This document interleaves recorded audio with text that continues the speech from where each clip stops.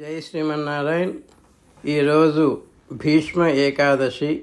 యాదగిరిగుట్ట శ్రీనిలయ వానప్రస్థములో మేము స్నాన అనుష్ఠానములు ముగించుకొని వరంగల్ ప్రయాణమవుతూ భీష్మ ఏకాదశి సందర్భంగా శ్రీ విష్ణు సహస్రనామ స్తోత్రాన్ని అనుసంధానం చేస్తున్నాం. మాఘశుక్ల ఏకాదశినే భీష్మ ఏకాదశి అంటారు. శ్రీ విష్ణు సహస్రనామం భీష్మ పితామహుడు పాండవులకు చేసిన మహోపదేశం. భారత సంగ్రామం పూర్తి అయిన తరువాత భీష్మ పితామహుడు అంపశయ్యపైనే ఉండిపోయాడు. అప్పుడే శ్రీకృష్ణుడు భీష్మ పితామహుని వద్దకు చేరుకున్నాడు.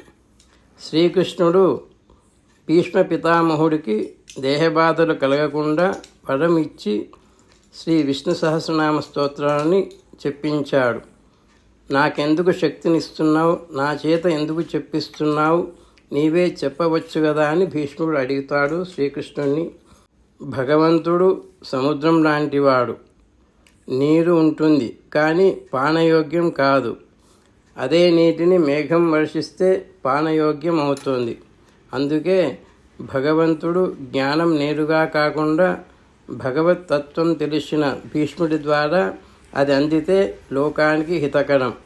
అలానే శ్రీకృష్ణుడు వరం ఇచ్చి భీష్ముడి ద్వారా ధర్మసారాన్ని పాండవులకు ఉపదేశం చేయించాడు.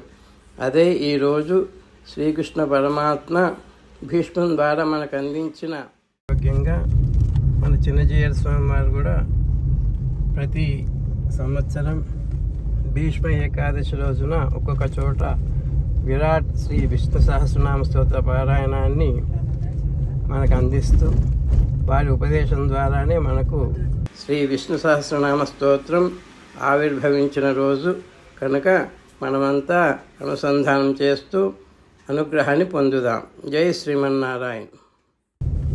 ఓం అస్మద్గురుభ్యో నమః. దయాపాత్రం దైభక్త్యాదిగుణార్ణవం యతీంద్రప్రవణం వందే రమ్యజామాతరం మునిం. లక్ష్మీనాథసమారంభాం నాథయామునమధ్యమాం అస్మదాచార్యపర్యంతాం వందే గురుపరంపరాం. యో నిత్యమచ్యుతపదాం భుజయుగ్మరుగ్మ వ్యామోహతస్తదితరాణి తృణాయ మేనే.